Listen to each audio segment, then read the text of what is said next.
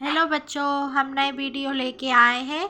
जो हमारे आगे के क्वेश्चन बचे थे वो लेके आई हूँ। दीर्घ प्रश्नोत्तर चैप्टर अर्थशास्त्र में सांख्यिकी का अर्थ, क्षेत्र और महत्व के ही क्वेश्चन रह गए थे जो आपके सामने लेके आई हूँ। सांख्यिकी विषय साम्राज्य के से घटक कौन कौन से हैं? विवरणात्मक सांख्यिकी। विवरणात्मक सांख्यिकी से अभिप्राय उन विधियों से है जिनका प्रयोग आंकड़ों का आंकलन, प्रस्तुतिकरण व विश्लेषण के लिए किया जाता है। यह विधियाँ केंद्रीय प्रवृत्तियों की मापों आदि की गणनाओं से संबंधित होती है। दूसरा है बच्चों निष्कर्षात्मक सांख्यिकी। निष्कर्षात्मक सांख्यिकी से अभिप्राय उन सभी विधियों से है जिनके द्वारा किसी प्रतिदर्श के आधार पर समग्र या जनसंख्या के संबंध में निष्कर्ष निकाला जाता है। इसी तरह हमारा दूसरा क्वेश्चन है, सांख्यिकी के कार्यों की विवेचना कीजिए।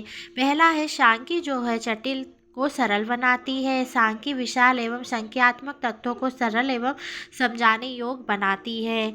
दूसरा जो है हमारा सांख्यिकी तथ्यों को संख्या के रूप में प्रकट करती है।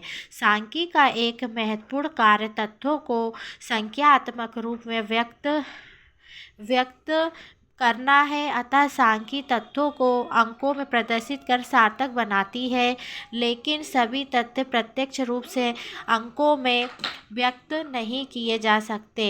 इसी तरह तीसरा क्वेश्चन है हमारा, सांख्यिकी व्यक्ति के ज्ञान एवं अनुभव में वृद्धि कराती है। सांख्यिकी अन्य विज्ञानों की तरह व्यक्ति के ज्ञान व अनुभव में वृद्धि कराता है, जिससे विचारों में स्पष्टता आती है। सांख्यिकी का काम एक व्यक्ति को सांख्यिकी रीतियों की सहायता से उचित अनुमान लगाने में सहायता कराता है तथा यह अनुमान आकस्मिक परीक्षणों द्वारा लगाए गए अनुमानों से अधिकतम अच्छे होते हैं।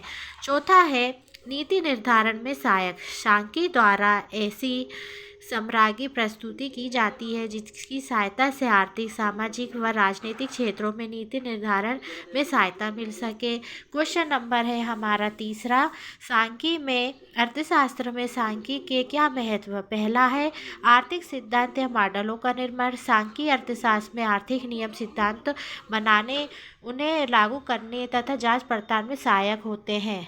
फिर है हमारा दूसरा अर्थशास्त्र के अध्ययन में सहायक।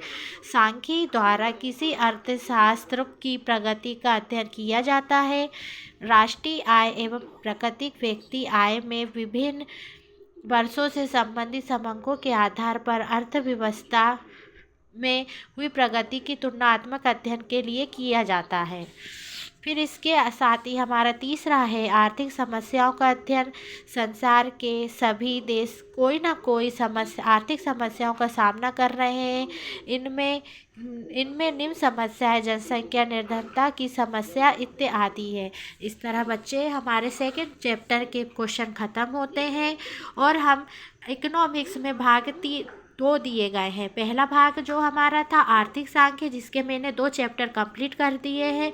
अब दूसरा भाग है भारतीय अर्थव्यवस्था का विकास, जिसके लिए मैं कल नई वीडियो लेके आऊँगी। तो आपके जो क्वेश्चन है वो भारतीय अर्थव्यवस्था के विकास के चैप्टर से लिए गए हैं। आप ये क्वेश्चन पढ़िए बच्चों। अगर आपको जो भी डाउट हो तो प्लीज़ आप मुझे कमेंट कीजिए। धन्यवाद।